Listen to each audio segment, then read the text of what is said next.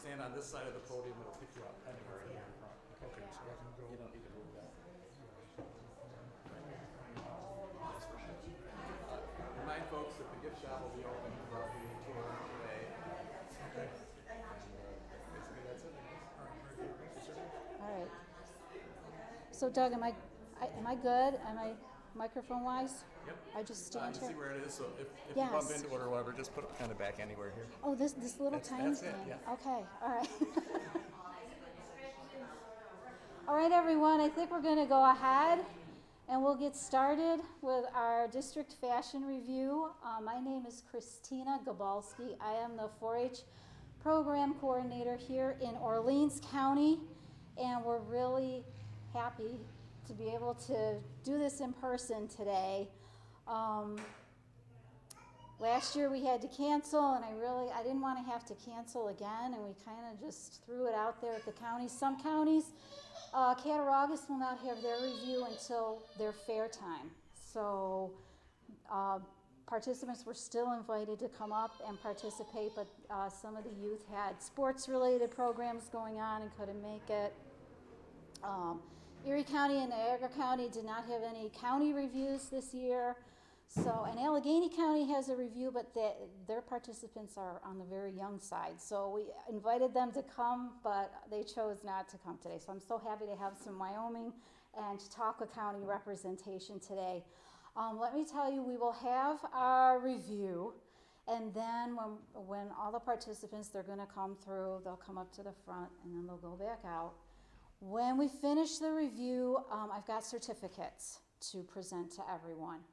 And if everybody, once they get their certificate, if they could just stay up at the front, and so we can get some pictures. We'll take some pictures, and then we have an opportunity. We've got some wonderful docents from the Cobblestone Museum. Gerard is going to give us some more information about the building that you're in right now, and also some of the other buildings in the museum complex. And between the end of the review and our luncheon at Tillman's, you'll have a chance to see some of the other buildings if you'd like to do that. So I would say our reservation at Tillman's is at 12:30. It's just right at the Four Corners on the other side of Route 98. You may want to, at that time, pull out of the Cobblestone Museum driveway and just make the little jig over to 98. You're going to turn right, and then you can access Tillman's parking lot off of 98 there. So people that are going over, I know we have some that can't stay for the luncheon, but if you're heading over for the luncheon after seeing some of the museum complex, you want to move your vehicle over there, and then you're all set. Once our lunch is over, you're encouraged to kind of, if there's anything you want to take advantage of here in Orleans County, the lake is really very close to us. Lake Ontario to the north, up Route 98. The village of Albion is just to the south. Medina, I think they actually have yard sales and things going on today, so I think Medina is kind of hopping today. But yeah, you're welcome to just kind of spend a little time in the county before you head back home. And once again, thank you to everyone for coming today. So we're going to start out, we wanted to do like our 4-H pledge to the flag and the 4-H pledge before we actually get started. So, and I think we're just going to go ahead and say our pledge to the flag, and then we'll do our 4-H pledge. I pledge allegiance to the flag of the United States of America and to the republic for which it stands, one nation, under God, indivisible, with liberty and justice for all. And the 4-H pledge. I pledge my head to clearer thinking, my heart to greater loyalty, my hands to larger service, and my health to better living for my community, my country, and my world. All right, so we're going to get started. I told the participants I had we don't have any live music with the review today, so we'll just have my voice reading the commentary. Usually we have the youth from each county read the commentary, but where we just have one participant from Wyoming and Chautauqua, I decided to go ahead and just do it all to kind of simplify the process. But I just want to make sure Orleans County participants come in slowly because I have our county review script and it's gonna be a little bit different order, so, so I don't wanna mess up on our order as I go through. Okay. All right, Amelia Homack, if you'd like to come on in and start out. Amelia Homack is a member of the Wyoming County 4-H program club, 4-H program. Her club is ready for summer, and she's in her new summer dress. Amelia is a proud member of the DIY Destroyers 4-H club. She has participated in the Wyoming County Clothing Review for 3 years. As you can see, this year she has made a beautiful baby blue dress. This dress is made from a cotton blend fabric. Amelia's favorite part of this dress is the back. It has an invisible zipper and a hook and eye clasp. The dress is lined and completed with a tie in the back of the neck. Amelia will be able to wear her new dress from spring into summer. She challenged herself with this dress design, and it came out splendidly. Don't you agree? Thank you, Amelia. Okay, next up we have Amelia Sprague from Chautauqua County.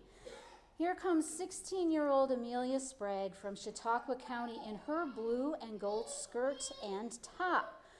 For her 2021 sewing project, Amelia decided to make a marbled gold top and a navy blue skirt. The top is made of a polyester cotton blend with the sleeves of a sheer netted material. The top also features a hand-sewn decorative knot. Her skirt is made of navy blue baby corduroy with a polyester blend lining. The skirt was challenging due to the flared nature of the style and the fact that the zipper just wouldn't cooperate. She has chosen to match her outfit with a silver hairpiece to accentuate the shimmer of her top.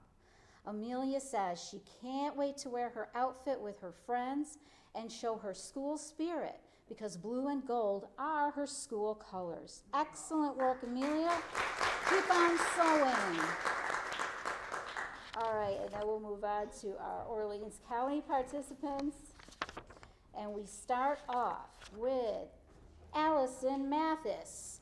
Allison is 16 years old and a member of the Adventures 4-H Club. She models her two-piece outfit. The sleeveless top is black lace over satin, and the skirt is black satin with a floral novelty sheer overskirt. She was excited to find the exact material from the pattern. The skirt was most challenging working with satin and sheer fabric. She loves how it looks and anticipates having a great time at the prom. You look spectacular, Allison. Wonderful job. Okay. Next, we have Lillian Mathis. 16-year-old Lillian Mathis is a veteran of 4-H fashion reviews. She is a member of the Adventurers Club and models her fancy occasion dress in black satin and black with alternate red fabric. Many tasks were involved in making this special dress, including putting in a zipper and several kinds of pleats, including bodice pleats and bust pleats. For this dress, Lillian, for the first time, has sewn sleeves in place. She really enjoyed hand sewing the different inside seams and found that a box near Grandma's sewing machine was full of kittens. Not surprisingly, this created a huge distraction, but Lillian got the job done and did very well sewing with satin for the first time. You look beautiful, Lillian. Next up, we have Sarah Mathis. Come on in, Sarah. 15-year-old Sarah Mathis is a member of the Adventures 4-H Club and models a pair of striped casual pants. The pockets and buttonholes were challenging, but she likes the way they look. She will wear these for casual events. It looks great, Sarah. Shania is up next. Shania Mathis is a member of the Adventures 4-H Club and is 13 years old. Shania has sewn this dress out of 100% cotton, teal-colored fabric. Shania learned how to sew a zipper for this dress and also added elastic to the bodice for some extra security. On days that she feels she needs straps, she has detachable straps available, which are attached with buttons. Shania sewed this dress to wear for many occasions. She felt this pattern was not easy and learned after it was almost done that the bodice should be lined. Well, after tearing it apart 3 times, Shania is finally okay with the look of her dress. We think you look stunning, Shania. Fantastic job. Okay, up next, Adele. Adele Mathis is a member of the Adventures 4-H Club. She is 9 years old and sewed this outfit. Wait a minute, Adele, I have to make sure I have your right one. I thought I had it here. La, la, la. I'm sorry, Adele, I had it highlighted. Adele had 3 projects in our county review, so I want to make sure that I've got the right one. There we are. This is her romper in white cotton embroidered fabric. Adele decided to sew this the night before Easter with her grandma, and it was a fun marathon. Adele felt the pattern was easy enough, but the embroidery on the fabric was tough to work with. There may have been some broken needles. Oh, and Adele looked wonderful for Easter. Great job, Adele.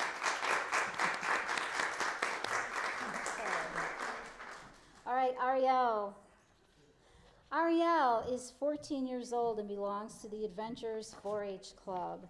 She has been sewing for 7 years. The style of the garment is a pleated A-line skirt. A blue flowery print chiffon overlay for the white crepe back satin skirt was chosen. Chiffon and crepe back satin were selected for a long flowing look. The colors of the fabrics are to give the skirt a spring appearance. The skirt, crafted to be graceful, flows to the ankles. Crepe back satin was chosen for the underlay because crepe back satin is easier to sew than costume or bridal satin and will fray less. French seams were used on the chiffon to keep the fabric from fraying. Ariel created the pattern to have some pleating and gathers but still flow elegantly. One panel of the skirt was developed using 1/4 of the waist and hem measurements, then placed on the fold to minimize skirt seams. The skirt is hemmed using a rolled seam. Ariel accessorized with a matching ribbon for a belt and matching scarf. The white satin ribbon draws out the underlying shade of crepe back satin. This garment can be worn to church and to small parties. In sewing this garment, Ariel improved her pattern-making skills and designer skills. This skirt is the most recent of Ariel's creations, but she hopes to continue to craft her patterns and garments for friends and family. Great job, Ariel. Okay, next up we have Mackenzie McGrath. Come on in, Mackenzie. Mackenzie McGrath is in her 5th year of 4-H and a member of the Abundant Harvest 4-H Club. She has chosen to make satin pajamas for her sewing project this year. The fabric was very slippery to work with, and keeping the chest pocket straight was a real challenge. Mackenzie used French seams throughout, both the top and shorts. The shorts have an elastic waistband. She added a tailored collar and button to the front of the top. Mackenzie's favorite color is purple, and her deep shade of eggplant purple looks great. She loves the feel of the satin fabric. Amazing job, Mackenzie.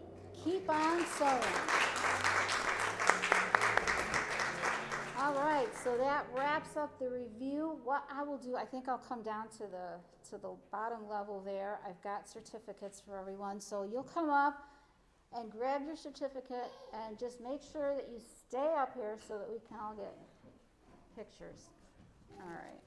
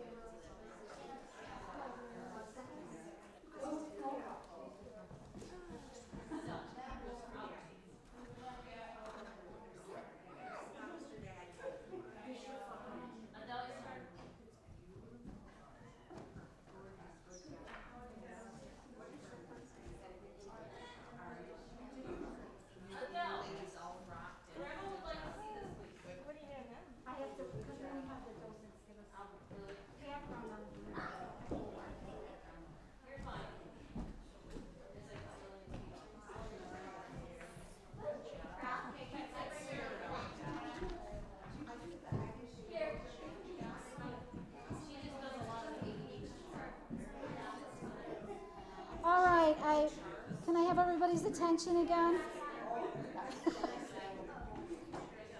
We're very fortunate to be able to have the review at this location today. This is a very special spot in Orleans County. The Cobblestone Museum is an incredible place. Route 104 here, and I did not grow up in Orleans County, but my mother made sure I appreciated Route 104. As a native of Western New York, it has an incredibly high concentration of the cobblestone structures.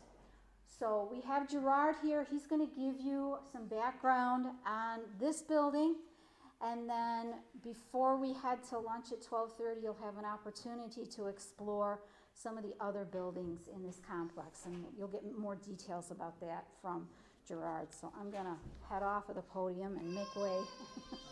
Thank you. Yes.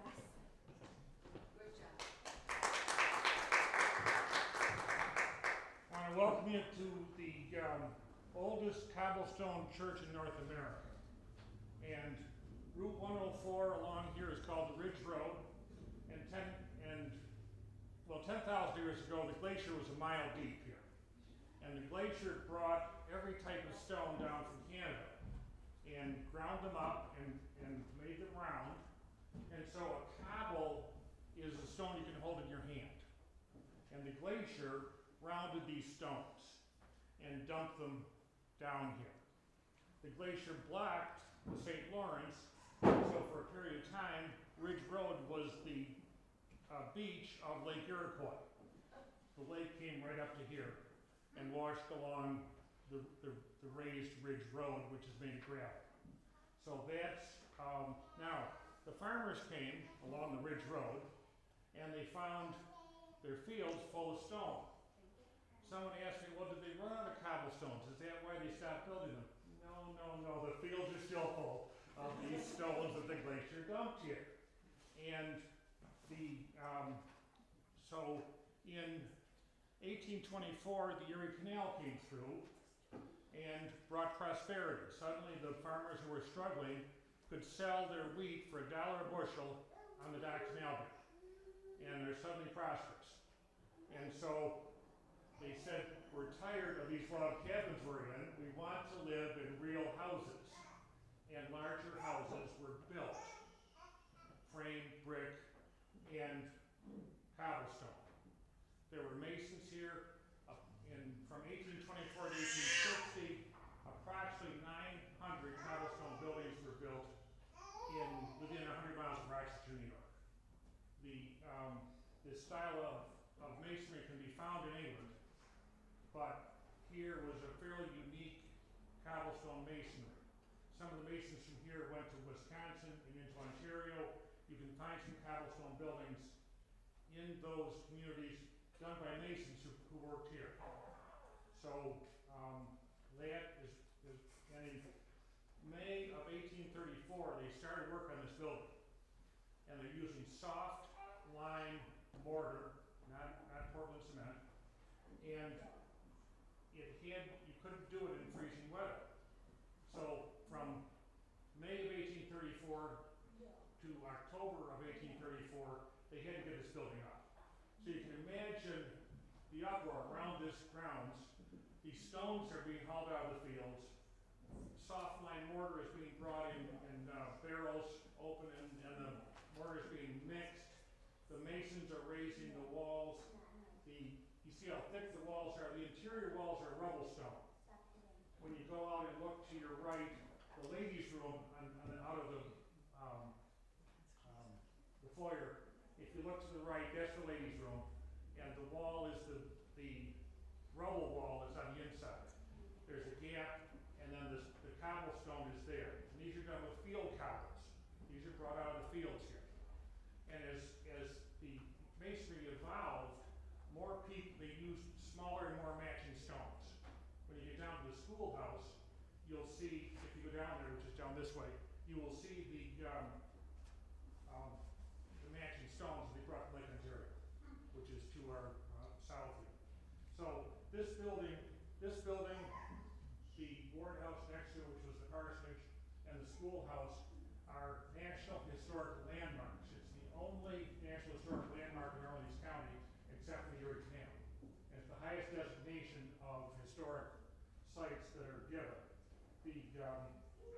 so 1834, this church opens. It's in the style of New England. Everything would have been whitewashed. The pews would have been whitewashed. The doors would have been whitewashed. And you have the pulpit would have been here. All these pews were turned around facing this way. The pulpit was at the back. If you look under the picture, you see a 45-degree angle. Sandy Heiss is the Vanna White of this here. That's the line down there, Sandy. Thank you, Vanna. That's Sandy Heiss. And on the other side, the pulpit would have been right there. Okay, there's the line. And then the stairs up to the pulpit. So if you came in late for church, you had to walk past the minister. You weren't late for church. And so that was the style of this was a Universalist church. The Universalists believed universal salvation. They did not preach about hell and damnation. God is love, it says above the entrance to this church. And in the mid-1870s, the church was old-fashioned. And someone had a little bit of money, and they said, we're going to modernize this church. And they tore out the old pulpit in the back. They opened up the top to have the organ in there. They had they bought a Victorian pulpit, which is right here. They took the pews, aimed in this direction, tore out the balcony. You can see the line where they moved the balcony back. And they were cold, so they put these two big stoves in with this elaborate stovepipe system so they weren't cold in the winter. And behind here, they put a trompe l'oeil, fools the eye, gives you the illusion of death in here. That's how that was done. And the wood was the style, and these were all whitewashed. They got a local artist, Mr. Thompson. Mr. Thompson came in, these are wood, but if you dig under here, you got whitewash. And no real grain. Mr. Thompson stained all of these. And every opening, every door, he made a grain. This is paint and stain. This is, these are wood behind there, but this is graining that Mr. Thompson did. They're all different. He would have used a feather. He would have used a tool such as this. He would have used his finger. And if you look at some of the panels in the doors, the panels in the side, the panels here, they're all different. And the original church had little doors on each entry. You took those out because they had enough heat now, and they used those doors up in here. So this is the church 1874, and the man named George Pullman attended here with his father. Mr. Pullman was born in Brockton, New York. You got some Chicago County people here. Brockton, New York, George Pullman. Yep. But as a young man, he attended church right here in this church. And I got to shorten the story a little bit. But Mr. Pullman and his father were carpenters. And they had a business, apart from the carpentry work that they did, the cabinetry work that they did, so we had some samples downstairs. They lifted buildings, and you needed that because the Erie Canal was being widened. And all these buildings were right against the Erie Canal. The state was saying, we're widening the Erie Canal, these buildings have to go. Mr. Pullman and his father got jacks under these buildings, lifted them up, slid them back. They had a New York State contract, and saved the buildings. So the state did not have to pay to tear the buildings down. The owners got their buildings saved. Mr. Pullman and his father made a lot of money. Mr. Pullman goes to Chicago, and Chicago's a mud hole. The city fathers of Chicago say, we are raising every street 6 feet. We're getting out of the mud hole. Every street in Chicago is going up 6 feet. Well, the owners of the buildings on these streets are going, we're down here. We can't be seen. How do we get these buildings raised? George Pullman. George Pullman, a 3-story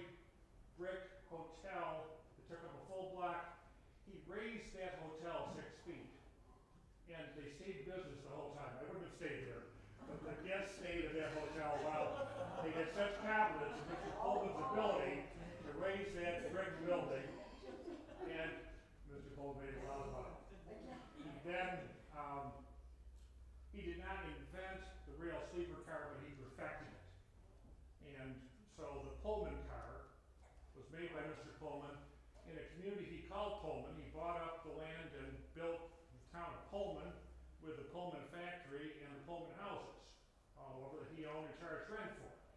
So you worked for Mr. Pullman, and then you paid rent to Mr. Pullman, and you went to church in Mr. Pullman's church. So it was a good arrangement. And he made a lot of money. Well, in early 1890s, he still has many friends here who he attended this church with, and they say, George, will you build a new church for the Universalists in Albion? He said, yes, I will. And he built the Pullman Memorial Church.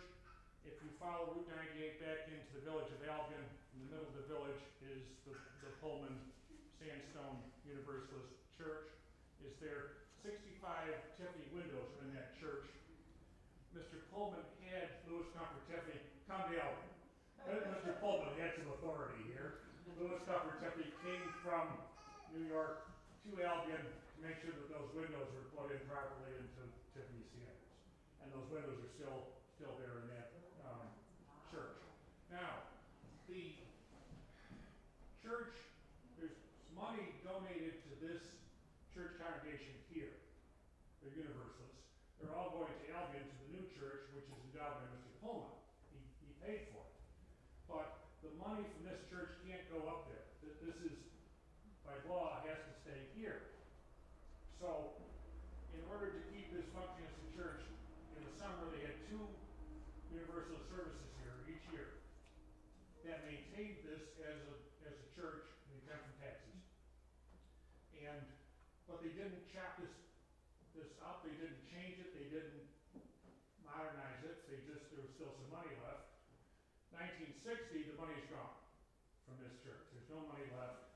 The Universalists and the Unitarians merge, forming the UU, and say it's a surplus building. We can't maintain it anymore. The Cobblestone Society is formed, buys the building, and restores it. But if you look at the windows, you'll see the Ripley windows are old, the painted glass, and obviously a lot of windows are broken over time.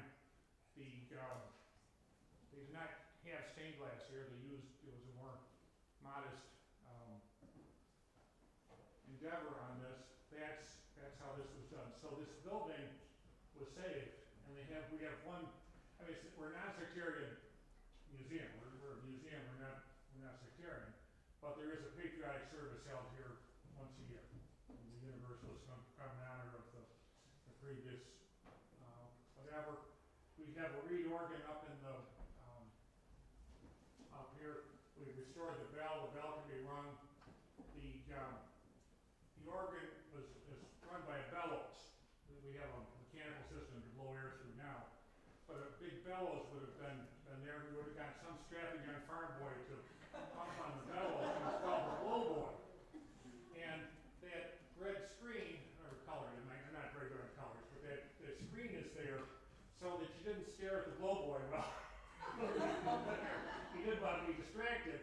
And the curtain is a foot high, and the solid balconies are so that the young ladies' ankles would not be seen. A young woman could not have her ankles be seen here. It would be great scandal and distraction for the kind of congregation. And so the foot screen is there to prevent distractions here and try to focus on your religious activity as you went along here. So, and Mr. Thompson, who did all the work here, signed his name across the front here. It's hard to see, but he did. He wanted to make sure that he was remembered here, and he still is. But the artistic work that he did, and so up at Civil War time, 1860, everybody went to war. Construction stopped. The Cobblestone construction is so labor intensive. You've gotta get the stones, you've gotta haul the stones, you've gotta mix the mortar, you've gotta get the rubble wall up, you've gotta get, it's massively labor intensive, and it gone out of style. So they stopped construction of cobblestone houses about 1860, and it wasn't revived. Now, I got a few minutes. It's about half past. I'll go to quarter. Okay, I'll do a few minutes, and then we'll get you out of here. The next stage. They would lay three courses high of the stone and the soft line mortar, and you had to let that rest. On a building this size, by the time they got all the way around, again, that was okay. They could do that. And to keep the sun from baking this, they put burlap across on sticks, wet burlap to protect the mortar so it didn't dry too fast. Now, you've got kids around and you say, keep away from that. Don't go on that. That's stone. Don't touch that. Well, a generation went by, 50 years later, they asked people who'd been children at that time, well, how'd they do that? What was going on? They said, the masonry was secret. They covered it up so you couldn't see what they were doing. And those masons had secret knowledge. And when they died, no one could do a cobblestone house again because the masons died and no one knew how to do that. It was the cover was there to keep it from whatever. A trained mason can do this. Obviously, each of those masons had their own little techniques and little secrets, but the basic masonry can be done today if you have someone trained to do it, and there are people that can repair these buildings. So, Sandy Heiss is here. Mrs. Heiss is in the back, a veteran teacher who is going to take you, to those who wish, down to the schoolhouse. It's about a quarter-mile walk here to the schoolhouse, which is part of the National Historic Landmark. Are there questions? And at 12:30, you're over to those in? Okay.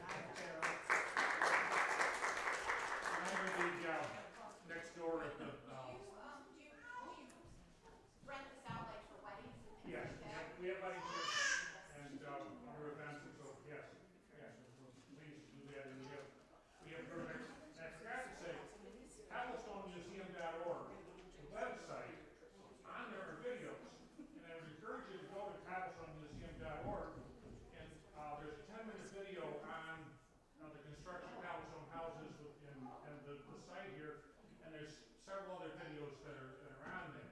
And I would encourage you to, if you're interested in this, to go to that site. We have memberships, we accept donations, obviously, we're supported by the public, and we appreciate that. Okay, Gerard? Yeah. If I could interrupt. Thank you very much, Gerard. Let's hear it for Gerard. Just to lay out the options once again, we'll probably have time today without any problem to see the Ward House, which is the parsonage next door, which is nice and close if somebody doesn't want to walk. And you can also see the schoolhouse, which is 2/10 of a mile up the road, which is a little bit of a walk. So I'm sure the kids are going to want to see the one-room schoolhouse so they can compare what education was to what it is today. Then you can come back and see the Ward House. But if you're not interested in the walk, just go to the Ward House. The basement is also open. We have a geology display of how the cobblestones were formed and what have you. We'll have a docent down there to help you. And the gift shop is going to be open for the rest of your enjoyment for all day long. So Don't forget the gift shop. And then we'll have you to the Tillmans at 12:30. One man came and said he'd gone to 5 schoolhouses. We were the only ones that didn't claim to be the Mary Had Little Lamb Schoolhouse. And we have several board members from Massachusetts, and that's where the true Mary Had Little Lamb Schoolhouse is, from Massachusetts.